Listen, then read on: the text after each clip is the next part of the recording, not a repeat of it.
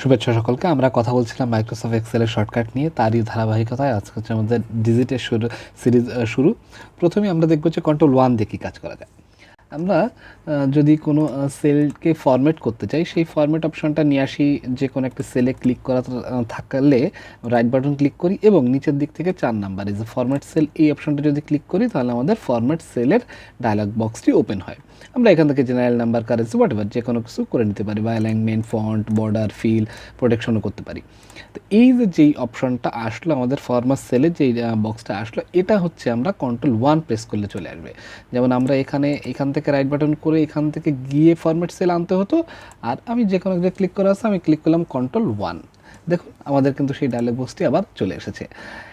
আমরা যেই ডায়লগ বক্সটা আনতে পারতাম রাইট বাটন ক্লিক করে নিচের দিক থেকে 4 নম্বর ফরম্যাট সেল, এবং সেই একই কাজটাই আমরা খুব সহজে ctrl+1 প্রেস করলে কিন্তু চলে আসতেছে।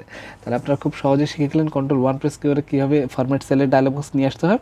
তাহলে আজকের ভিডিও ছিল এই পর্যন্তই। ধন্যবাদ সকলকে, ভালো থাকবেন।